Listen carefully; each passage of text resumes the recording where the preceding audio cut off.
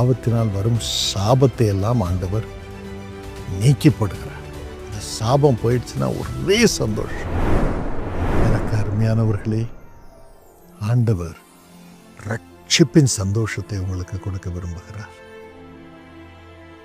ரட்சிப்பு வந்தாலே, அதாவது பாவத்திலிருந்து விடுதலை வந்தாலே நமக்கு சந்தோஷம்தான்.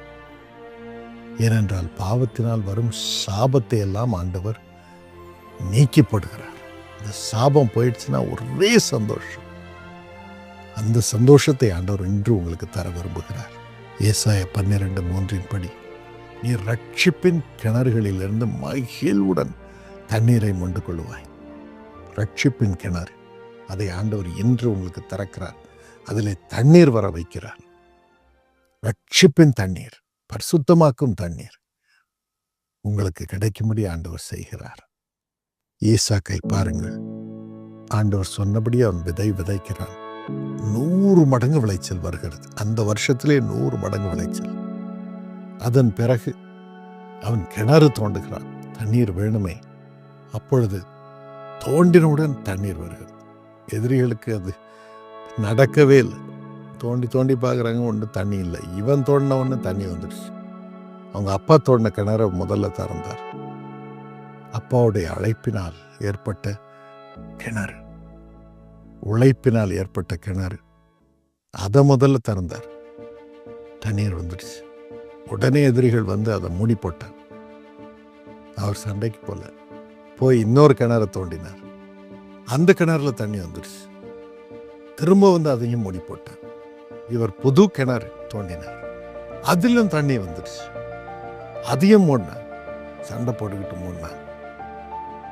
இப்படிதான் நம்ம செய்கிறது எல்லாவற்றையும் மூடி போடும்படி பொல்லாத ஜனங்கள், பிசாசினால் உந்தப்பட்ட ஜனங்கள் வந்து அவள் வார்த்தையினாலும் செய்கையினாலும் தவறான குற்றச்சாட்டுகளினாலும் இன்னும் போராட்டங்களினாலும் சண்டை போடும் ஆவியினாலும் அநியாயத்தினாலும் நம்ம கிணறுலாம் மூடி போட, அந்த தண்ணீரை அனுபவிக்க முடியாமல் செய்ய பிசாசின் மக்களும் முற்படுகிறார்கள். ஆனால் நம்ம வேலை என்ன? நம்ம பாடு தோண்டிகிட்டு இருப்போம். அவன் தோண்ட தோண்ட தோண்ட ஆண்டவர் தண்ணீர் குடிச்சுட்டே இருந்தார். கடைசியில் எதிரிகள்லாம் சொன்னாங்க, உம்மோட சண்டை போட முடியாது, கடவுள் உங்களோட இருக்கார், தெய்வம் இருக்கிறார், சர்வ வல்லவர் இருக்கிறார், எங்களை நீங்கள் அழிச்சிடக்கூடாது என்று ராஜாக்கள் வந்து ஒப்பந்தம் பண்ணிட்டு போனாங்க. அதே போல இன்றும் கர்த்தருடைய பிள்ளைகளுக்கு இனிமேல் நடக்கும். தோன்ற இடம்லாம் தண்ணீர் வரும். செய்கிற ஜபத்துக்கெல்லாம் அற்புதம் நடக்கும். செய்யறதெல்லாம் வாய்க்கும். இயேசுவின் பிள்ளைகளுக்கு, அவங்களுக்கு வனாந்தரம் பற்றாக்குறை எல்லாம் இருக்கும். ஆனால் இயேசுவின் பிள்ளைகளுக்கு தோன்றதெல்லாம் செழிப்பு.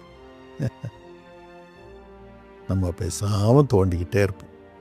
நாம் யார்கிட்டையும் சண்டை போட போவதில்லை, யார்கிட்டையும் மறுமொழி பேசுகிறதும் கிடையாது. நம்ம பாட்டுக்கு ஆண்டவர் நாமத்தினாலே தோண்டிக்கிட்டே இருப்போம். ஆண்டவர் ஜீவ தண்ணீரை கொடுக்கிறார். அவர் கொடுக்குற தண்ணீர் ஜீவ தண்ணீர். மனுஷன் கொடுக்கறது தண்ணியாக இருக்கும், கிணறு கொடுக்கறது தண்ணியாக இருக்கும். ஆனால் ஆண்டவர் இயேசுவாகிய கிணறு நாம் நம்முடைய வாழ்க்கையை இணைத்து அவருக்காக நாம் அவரை தேடும் பொழுது நமக்கு ஜீவ தண்ணீர் நம்முடைய வயிற்றிலிருந்து பொங்கி வருகிறது. யோவான் 7:37-39 வரைக்கும் அதை ஆண்டவர் என்று உங்களுக்கு தருவார். எதிரிகளை எல்லாரையும் வெல்லும்படி செய்வார். இதுதான் எதிரிகளை வெல்லும்படியான வழி.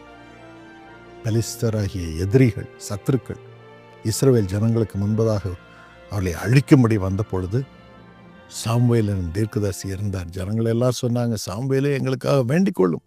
1 சாமுவேல் 7:5-6 ஆண்டவர் எங்களை காப்பாற்றும்படி வேண்டிக் கொள்ளும் என்றார்கள். சாமுவேல் உடனே தண்ணீரை எடுத்து தரையிலே ஊற்றி அவர்களுக்காக வேண்டிக் கொண்டார். அவள் பாவம் நீங்கும்படி வேண்டிக் கொண்டார். ஆண்டவர் கேட்டார். எதிரிகளை எல்லாரையும் அழித்து போட்டார்.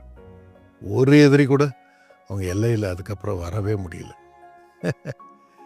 இது எப்போ நடக்கும்?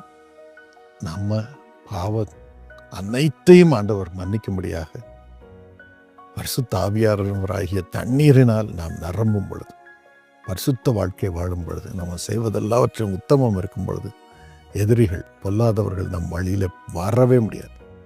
பிசாசின் மக்கள் வரவே முடியாது. போர் தொடுத்து கொண்டு வருவார்கள். தவறான காரியங்களை சொல்லிக் கொண்டு வருவார். ஆனால் நாமோ ஜெயம் பெறுவோம்.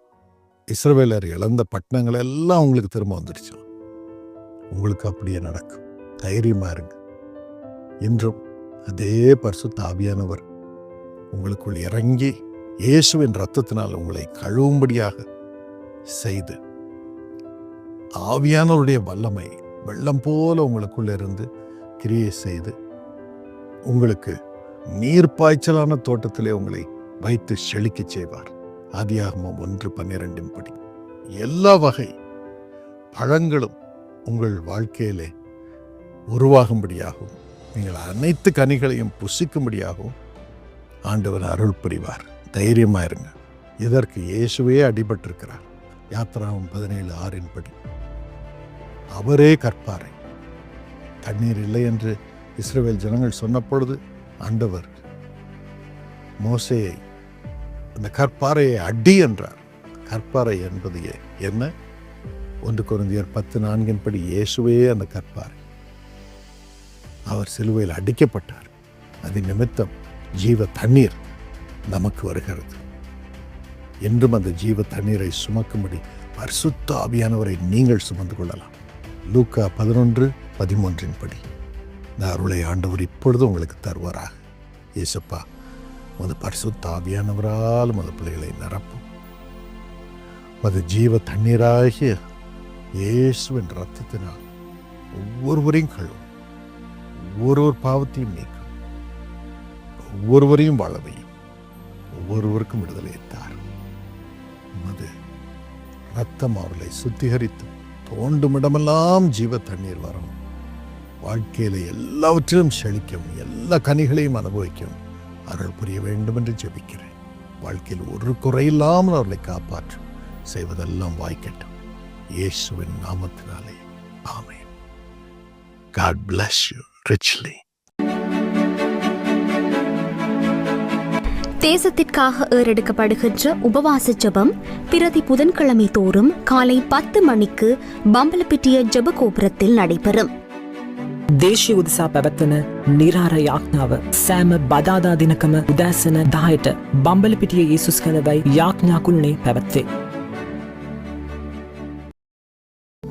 යේසුස් කැඳවයි සේවය මගින් ඉදිරිපත් කරනු ලබන යාඥා කාලයේ වැඩසටහන සෑම අඟහරුවාදා දිනකම උදෑසන 6ට ස්වර්ග ටීවී නාලිකාව ඔස්සේ විකාශය වේ.